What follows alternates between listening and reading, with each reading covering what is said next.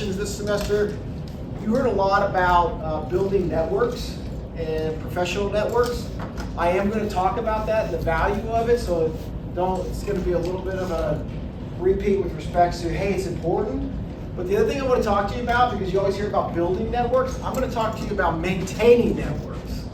Because it's not just a big deal to say I got a bunch of business cards and there's people in my Rolodex, or I got this many connections on LinkedIn, but I want to talk to you about what it means to maintain those relationships. So with that, we're going to jump in as soon as I see if this all works correctly.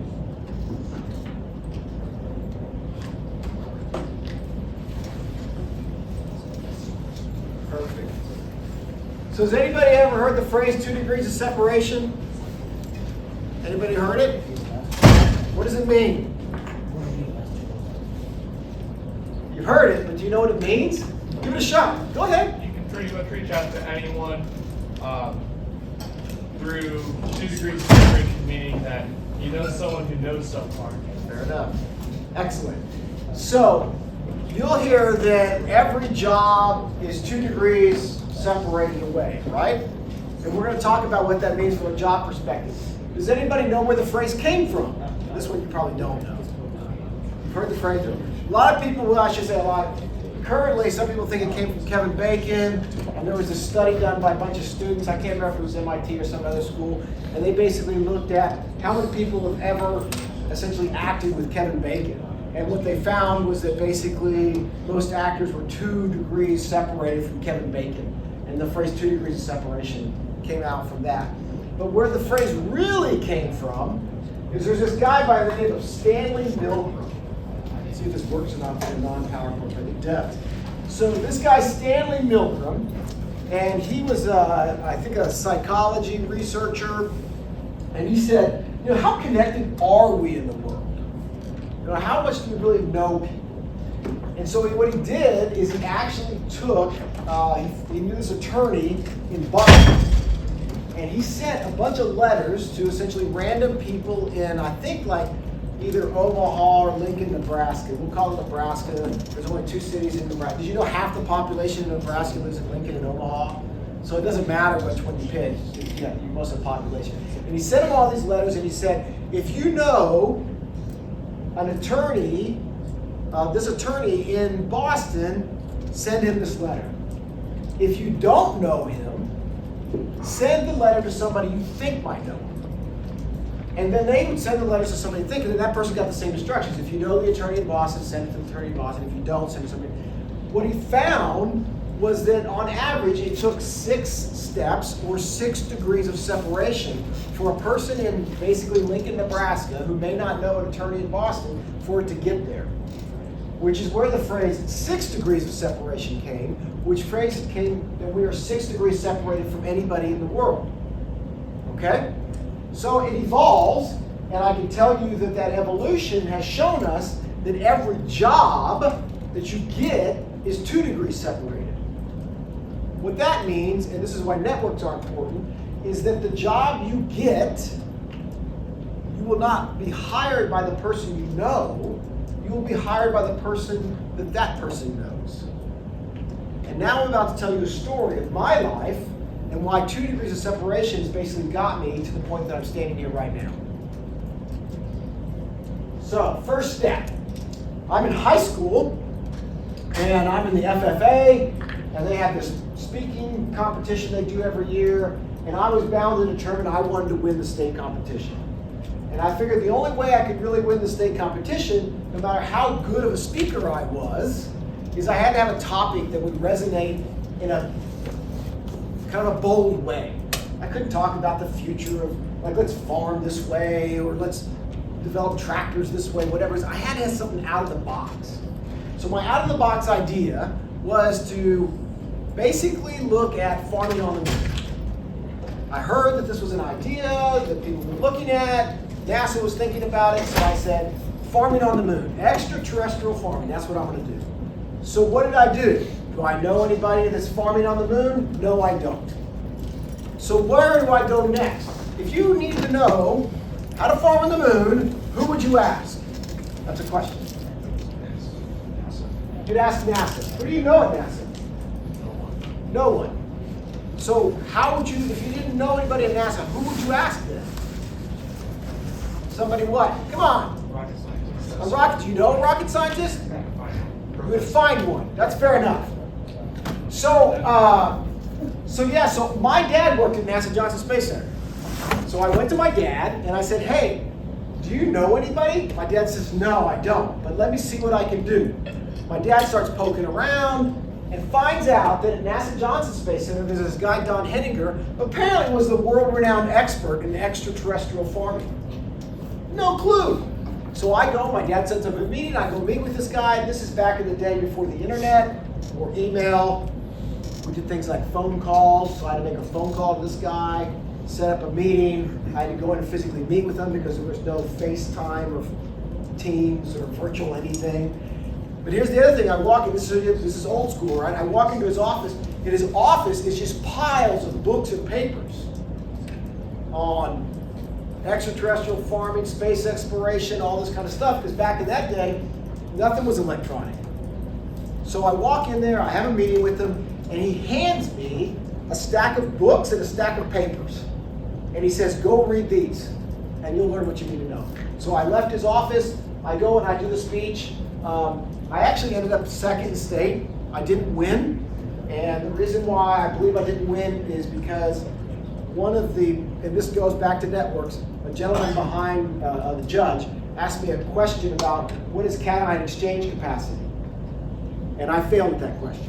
Now, I can tell you what it is now, I know what it is, but I failed at that question. Oddly enough, that guy was a professor at Texas A&M University, and later in my life was one of the reasons I ended up going to Texas A&M.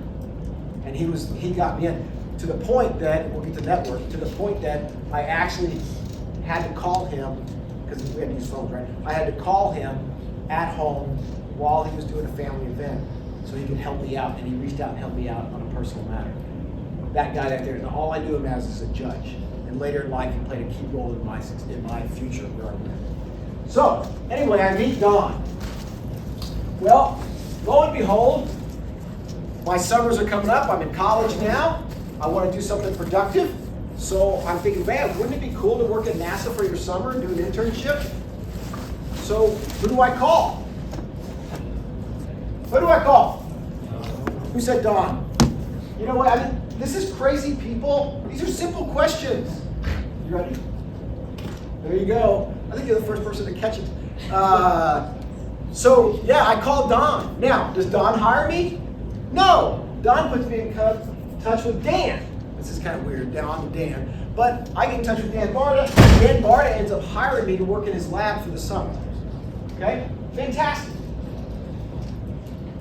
Well, I'm lo and behold, I'm graduating. I got my degree. I worked all my summers actually in that research lab. And I hear from Don. Don says, hey, what are you doing? Like, we got the guy that's managing the lab here and he's leaving. You want to run this lab? I'm like, sure, I'd love to run that lab.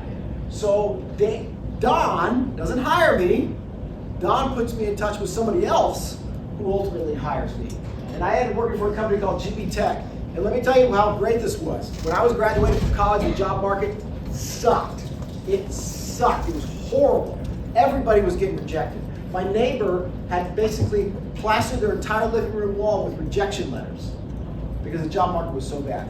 Lockheed Martin, Lockheed then, was hiring fresh out engineers at $25,000 a year. That's how bad it was. This is 1993. You're saying, oh, it was 1993. $25,000? Think about that. I can make more than that right now at probably McDonald's. Definitely Buc-ee's, but probably McDonald's. So really poor pay. GB Tech was paying me $30,000. Well, actually, they paid me, here's another lesson in life. They paid me $29,500. That was my offer. And I thought, wow, I'm going to make more money than a fresh out engineer, and I'm not even an engineer. They would have paid me more money if I actually took one engineering class. So I go and I send to my dad, hey, they just offered me $29,500. What should I do? This is a lesson I learned from my dad, and I will teach every one of my students. He said, you counter. I said, really? And he said, yes, you counter, because your opportunity to make more money is good. There are very few times in your life when you actually really get a pay increase. This is one of those. And he said, you countered. He goes, they're probably not going to tell you, oh, I'm sorry, you countered, sir. We're not going to give you the job now. They're just going to tell you no. And so what have you lost?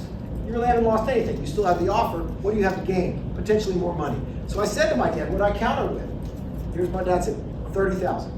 It's only $500, right? And then you have $30,000, not $29,500. It kind of looks better, that kind of stuff. So I went back to my counter with 30. What did they tell me? What? Yes. Who said yes? Good thing I didn't give you anything. You give it back to me. No. They told me no. And I took $29,500. I took the job. Right? But I asked. Right? I asked.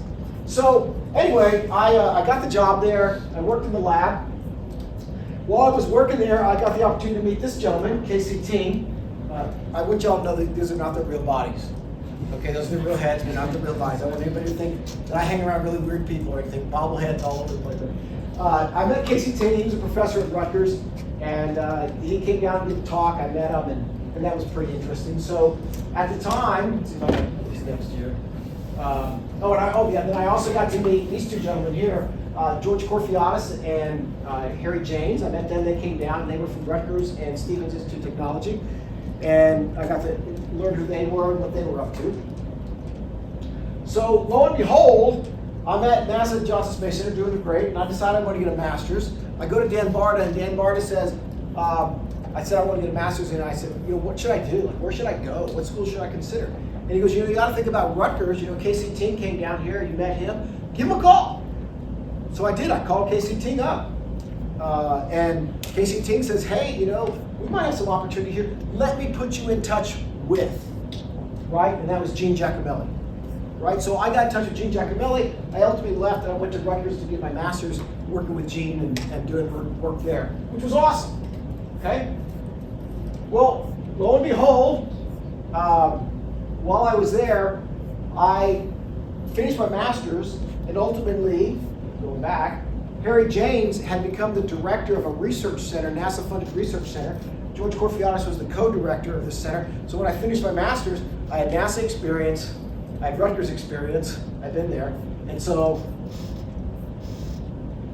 Harry James ultimately hired me to be the program administrator for the research center. Right? In that role, I met this guy, Joe Robles. Right, so Joe Robles I met, and we just got to be friends, know each other. Joe ultimately left and went down to work at Kennedy Space Center. And so, let's see. So Joe ultimately left and went down to Kennedy Space Center. And during my time, the NASA Research Center was shutting down. I got a call from Joe one day saying, hey, we got an opportunity down here at Kennedy Space Center. You ought to think about it. And I said, okay. And he goes, but let me put you in touch with, right? So again, Joe was just a connection to a connection. It was my two links. I did go down to Kennedy Space Center, took a job. That was lots of fun. That was cool. Let me tell you a little life lesson on that one. I go down to Kennedy Space Center, and I promise you, I tend to be a little bold. Bold gets me in trouble sometimes, and then bold sometimes gets me opportunity. So I'm going to tell you a story about being bold. I go there, I go through the interview. Did all my homework for the job interview. Literally had a list of questions written on a piece of paper. I get to my final interview step, and I meet with the VP of HR. And I'm sitting in her office, and we're having Q&A, going back and forth. And then she says, do you have any questions? And at the time, I was very proud of myself. I was like, well, yes, I do. And I pulled out my piece of paper, and I literally laid my piece of paper down with my questions. And I started going through my questions. One of my questions was relocation expenses. I thought, I was young. I don't even think I had a savings account. I was about to get married soon, I think. Yes, I had a fiance. I had to think that through a little bit. So life was just not very stable for me. I needed relocation expenses. I was going to have to renege on a lease that I was in, which means I was probably going to lose my security deposit, which was in New Jersey, which security deposits in New Jersey are usually about a month and a half to 2 months worth of rent. So it wasn't trivial. It was a lot of money. I asked her, I said, well, what about relocation expenses? This here, I'll never forget this. I can hear her voice in my head right now. I don't know who told you that, but around here, the buck stops here. She actually said that. Such a weird phrase. There are no relocation expenses.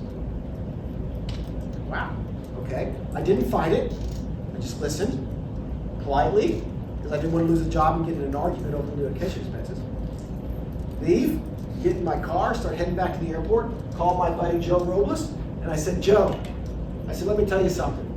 I said, I don't know who's making decisions around here or what's going to happen, but I'm going to tell you this. If there are no relocation expenses, I'm not coming. I said, I can't afford to do it. It's too much of a disruption in my life. I can just stay where I am. It's no big deal. I'm not coming. So I'm just letting you know that. You do what you got to do. You talk to whoever you got to talk to. If I'm that important. Click. Get back home a week later, my offer letter comes in. Relocation expenses. Right? Yeah, that was a bold move, but I was willing to take the risk because it was that important to me. I could have potentially lost the job. But sometimes you got to be a little bold and put yourself out there, and that's what happened. So, lo and behold, needless to say, let's see where I'm at. Here's an interesting one is, again, sometimes you got to be a little bold and you got to put yourself out there a little bit. I got another job offer to go down to DC, work at NASA headquarters. I was pretty excited about it. So I went into my boss at the time, Harry James, now, because I was working at the center, and I said, hey, Harry, I got this job offer, and and I knew I'll tell you another lesson I learned in life. I knew he couldn't counter, right? They were gonna pay me twice my salary, and I knew he couldn't counter that. But I at least had to let him know. And so I went in and I let him know, and you know what he said to me? He said, I can't counter your salary, you're correct, but I can pay for your PhD. And I'll let you flex your work hours so you get your PhD. And I said to myself, that opportunity will not come again. So I said, I forego the salary for the PhD. And it paid off, right? Because I love my job. Now I'm doing something I really love, right? And I'm probably making more money than I would have made if I stayed in the government. Because the government would have been capped somewhere. So, I did that. Well, lo and behold, Joe leaves Rutgers. I told you this whole story about Joe and how I met him. So now I'm actually at Kennedy Space Center, finishing up my PhD, because I'm not quite going in sequence, but I'm at Kennedy Space Center, and I'm talking to George Corfiatis, who has now went from here to talk about networks. The other part about networks, who you never know where people are going to go. When I met George Corfiatis, he was an untenured associate professor. Untenured associate professor. By this time, 2005, on the phone with George Corfiatis, because he's now dean of the College of Engineering. And we're talking about collaborative projects. And in my conversations with him, he knows I'm finishing up a PhD because he's on my committee. And so I'm finishing up the conversation. He says, you know what, we got an opening here in the Department of System Engineering and Engineering Management for somebody to come teach project management. Is that something that would interest you? And I'm like, well, gosh, I don't know. He goes, well, I'll put you in touch with. And so that's how I got my first faculty job, is because George Corfiatis put me in touch with somebody else, right? Some of you people may know these two people. I know my colleagues in the back here do. I'm sure they're going to love these pictures. But so I ended up my first faculty job at Stevens Institute of Technology because of another connection. So now I'm at Stevens Institute of Technology. I meet this guy here on this side of you, and that's David Nowicki. The other guy's Wesley Brown. They're both faculty here. Wesley was faculty here when this conversation started. David was faculty with me at Stevens. And I found out there was an opportunity here at UNT through David, who knew Wesley. David put me in contact with Wesley. And ultimately, I ended up here. So I guess what I'm really trying to get at, the big scheme of all of this, is this. My entire career, my standing right here, right now, since 88. Since 1988. That's it. Those people in that network who all know each other are the reason I stand here now, are the reason why I went from undergrad doing I don't know what, to the manager of a research lab looking at exploration of Mars, to being a technology transfer agent, to running a NASA research center, to getting a PhD in management, to being a faculty and engineering, to being a faculty in business, to being a department chair. Everything I've done is because of this network right here. 1, 2, 3, 4, 5, 6, 7, 8, what's it, 9 people up there? And they all know each other. So, do networks matter? Yeah. Do you need a huge network? No, you just need a quality network. A quality network. And that's what we're about to talk about now, is how you build and maintain a quality network. So, first things first, we got to get this on the board here, is that as soon as you realize you're just like your parents, life gets a lot easier. So if you want to be successful in life, stop trying to be not like your parents. Right? My mom just passed away a week or two ago, and I am so much like my mom, it's ridiculous. My mom was somebody, when walked into a room, you never knew, I mean, you knew she was there. She was never afraid to do anything. She was bold, she was ambitious. My dad, super conservative, practical, two ends of the spectrum. I've got a little bit of both of them. But when I realized that the little bit of each of them that was in me, then I realized how good I could be. And then I started to be successful. So, typically that happens at the age of 25. So if you're not 25 yet, it's coming. It's coming, okay? So stop resisting. So network capital, investment management, that's the way I look at it. Social capital. People who are more connected or more likely to be satisfied with their work, more likely to succeed. Look, I don't like people. I think they're annoying. I think they're obnoxious. I think they're stupid. But man, they're valuable. Right? And this is what I mean by that. You drive down the road. So let's say you're driving down the road and the person in front of you cuts you off. You go, oh, I'm sorry I was in your way. Next time I'll let you over. Do you say that? No. You yell, you scream, you might even give them some hand gestures. I don't know, you might honk, you get upset. You pull into your driveway, that same car pulls in the driveway next to you, it's your neighbor. Do you get out and chew him out, shoot him the bird, start cussing at him? No. You go, oh, Joe, I didn't realize that was you, man, how's it going? And you're friendly with him. Right? Networks matter. Relationships matter. So no matter how much you dislike people, which I do, right? People are valuable. And so I treat them with respect. Okay? They're valuable. They're still annoying. I mean, look, I'm annoying. There's no question about that. Go ask my family. My wife, my children, sometimes they don't want me at home. Okay? They go out and they say, hey, you know, I can't believe you're wearing that. Stop saying that. You know, dad jokes aren't funny. I mean, all that kind of stuff, right? The next one, knowledge capital.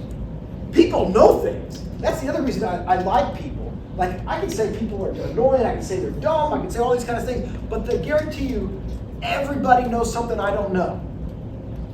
So knowledge capital is very important for finding information that you may not know. Everything is not on ChatGPT, I promise you.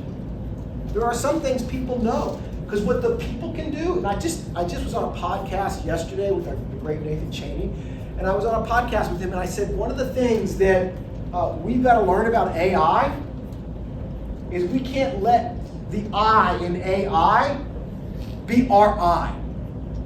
We have to be intelligent.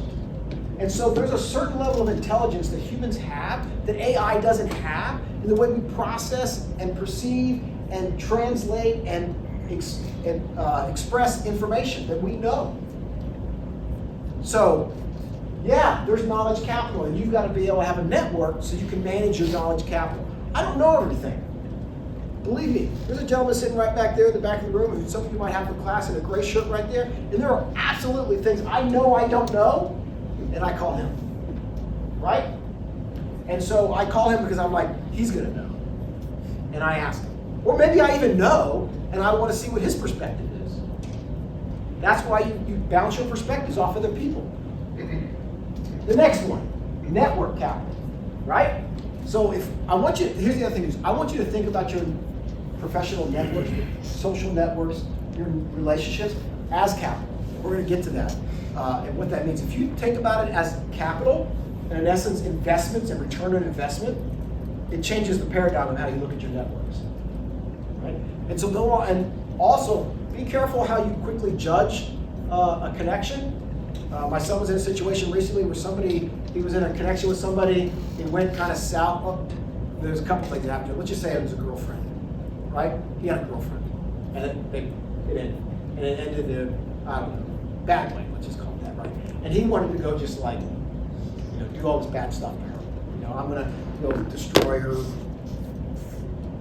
image and all this kind of stuff. I said, no, you don't.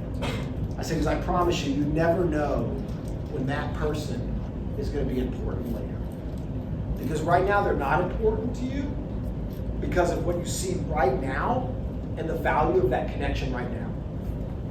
But your perspective in your life's going to change, and and with that, how that connection occurs and the value of that connection is going to change too.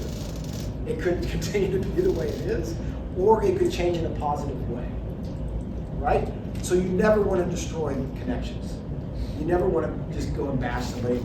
There's only one person that I still won't connect with who said something to me one time and just didn't like it. And so I just won't, there's one person, right? Other than that, I keep my connections going. So network capital is really important, how decisions are made, the effectiveness of the organization. All right, human capital. Look, I know I'm bashing people, all that stuff, but people are human. I'm human too. We all have feelings, right? So with that, you have to realize that in the end of the day, no matter how much AI infiltrates the world, we're still going to exist. We're still here, right? So for whatever reason, I think we should stop populating the world and just live it out.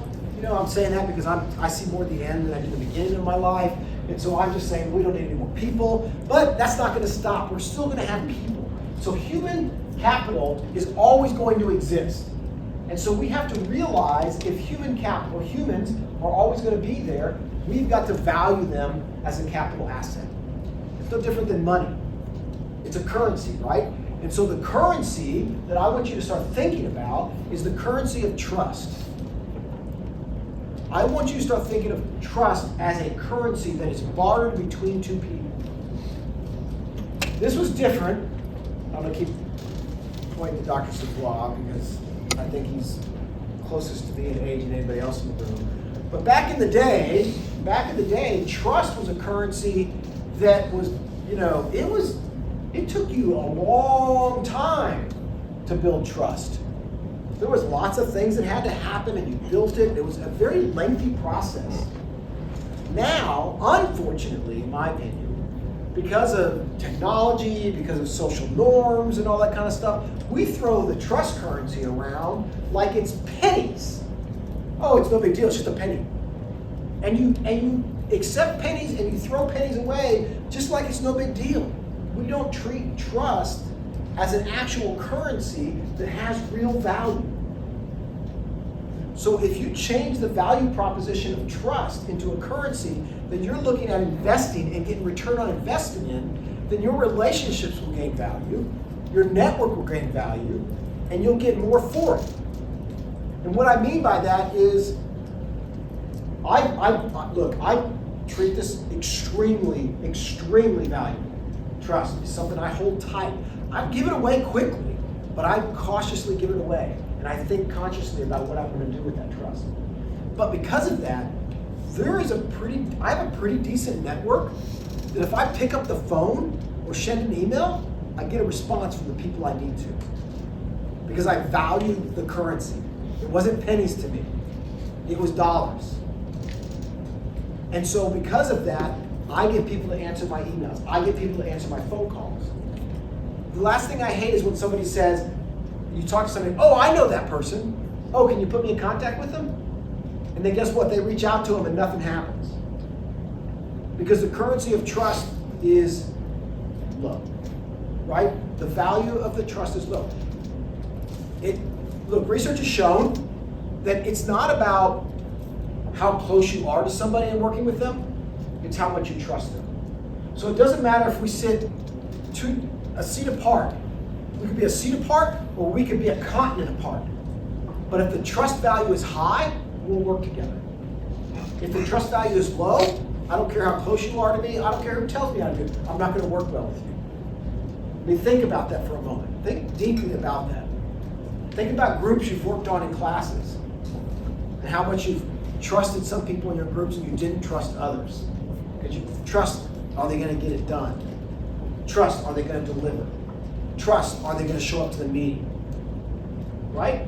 Think about that. The people that showed up regularly, the people that were on time, the people that delivered when asked, you built a trust in them. And then in essence, you kept dealing with them and working with them. And guess what will happen? Those people will be your friends 10 years from now. They'll be part of your network 10 years from now. The people that you didn't have a trust with, they'll go away. Then they'll walk in one day and they'll go, hey, remember me? No, don't. Right? Trust is a currency. Treat it with value. Don't treat it like pennies. Okay? So, how do we maintain our networks? This is really important because you can build all the networks you want, but you got to maintain them. And that's keeping that trust currency of value. Right? So now you think of trust as a currency that I'm going to barter, but likewise think of trust as like the stock market. The value of that trust is going to fluctuate over time. And so you need to figure out how I'm going to maintain the investment of that trust. And so if there are certain relationships you have with people, and you're like, man, I want to make sure I always know that person. I want to make sure that I'm always, if I pick up the phone, that person's always going to answer my phone call. Then you have to invest in that trust over time. You can't just say, oh, I know that person. Look, there's people I know that I met when I was in college. And if I called them right now, they would answer my call and they would give me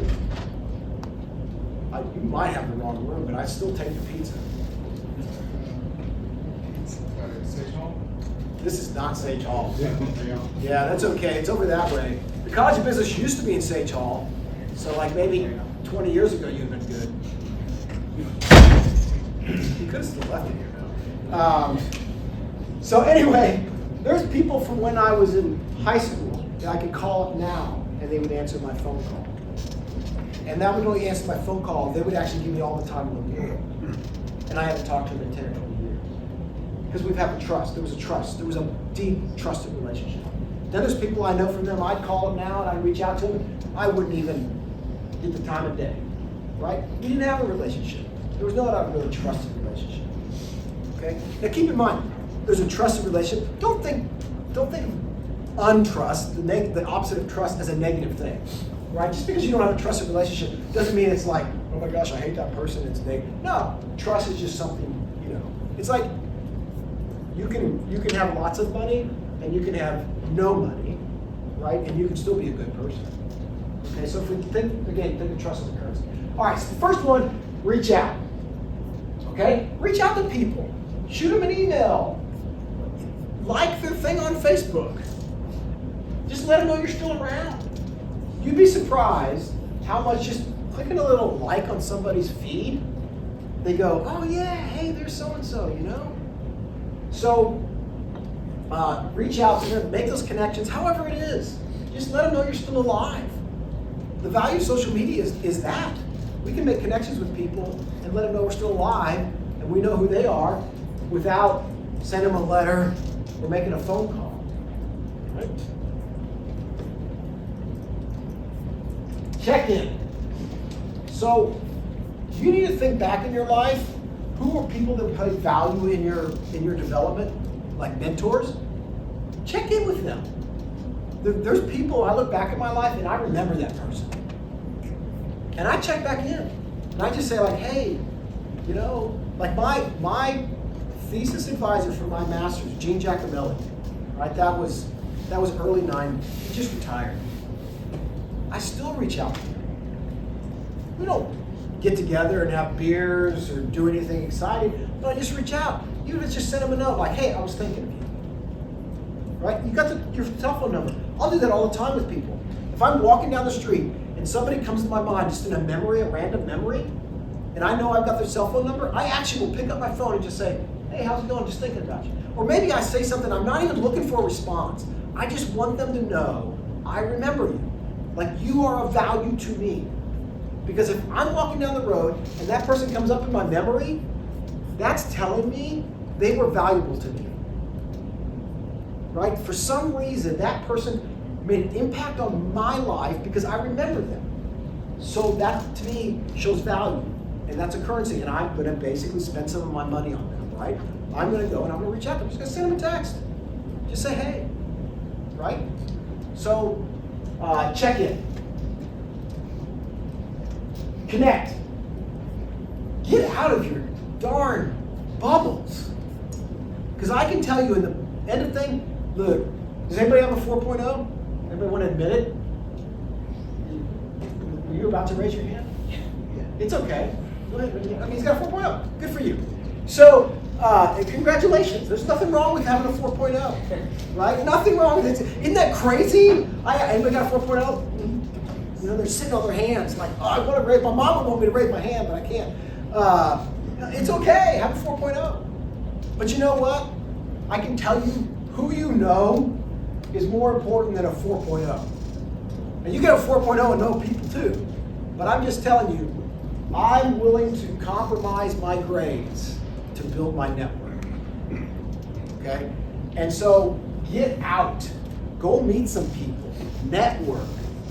Join professional societies. Whatever it is. Get out of your bubble. Because I promise you, when you get out of college, it's a bigger bubble out there, and you're going to have to talk to people, and you're going to have to interact. Success is a lot about socialization. It's a lot about socialization. Unless you're like a total analytical wizard, and you can sit in a basement somewhere and solve nuclear codes or something like that for the U.S. government, who's now going to bomb Russia or something like that, yeah, that's fine. Joke. Thanks, back corner for laughing. So, that's fine, and you can be successful. But more than likely, you're going to have to interact with people. So figure out how to do that. Next one, gratitude. You know what I found is that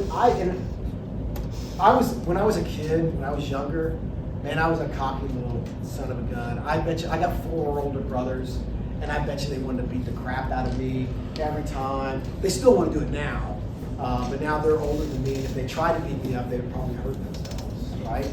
So, but I know I was a cocky little son of a gun, and what I learned though is that when I really saw my success in life start to go in a positive direction was when I became more humble, and I had more gratitude, right? When I realized, you know what, I don't need to tell everybody I'm awesome.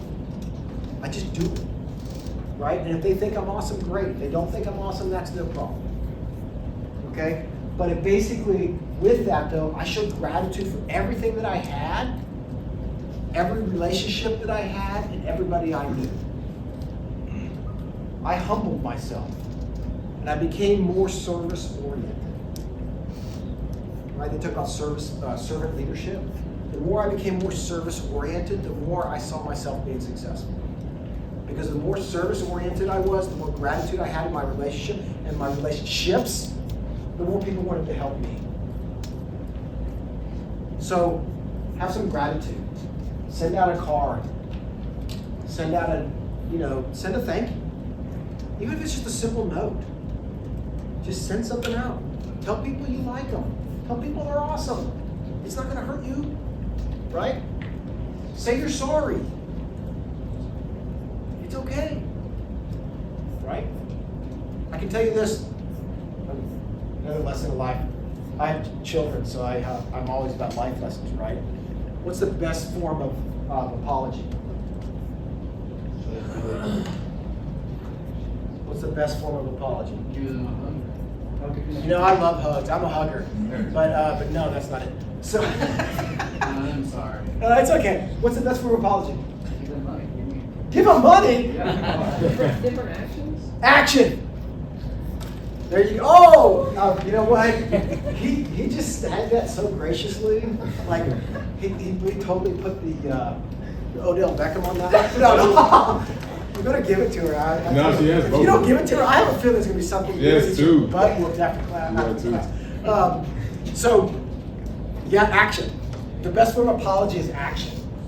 And what I mean by that is the definition of learning is a change in behavior. Right? So if you don't change what you're doing, you've actually learned nothing. So in order to learn, you have to change. So if I learn, if I'm apologizing and I apologize, essentially what people want to know, did you actually learn anything? In other words, did you listen to me while you're even sorry? And so if you do nothing different, then you're really not sorry, are you? You're just apologizing because your mom told you when you were a kid that you're supposed to apologize when you do something wrong. But what people really want to know is, are you going to be different because you did something wrong? So action is the best form of apology, right? People want to see that you're going to do something.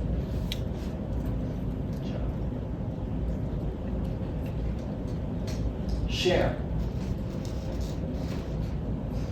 I have no problem sharing anything. I have found that the more I share, the more I gain. And I don't mean like I'll put it this way. Some people will tell you, if you go to church, they'll probably tell you to share because you're going to gain, because you're going to get God's love and all that kind of stuff. I'm not talking about that. I'm literally talking about the more I share, the more I actually benefit, not feeling better about myself because I shared. I told you I don't like people, right? So I don't share because I'm trying to feel better about myself. I share because I know the more I share, the more I'm going to get what I need. But always be careful. You got to know what you're sharing. Don't just give everything.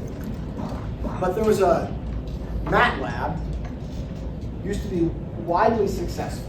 Everybody used MATLAB for doing modeling and analytics. Every engineering school in the country was using MATLAB. MATLAB had a model, a business model, that says we're not going to patent anything. We're just going to stay ahead of the curve. So we're going to let people have things for free, but we're going to develop the heck as crazy and just be a leader. So we're going to be a leader by example and give away. That is a very interesting business model. Likewise, that's a personal model. That goes back to being a servant leader, right? Don't be afraid to give, knowing that you're going to gain by being ahead of the curve. Right? So, be willing to share, be a servant leader. The next one is maintain, right? Keep up with your contacts.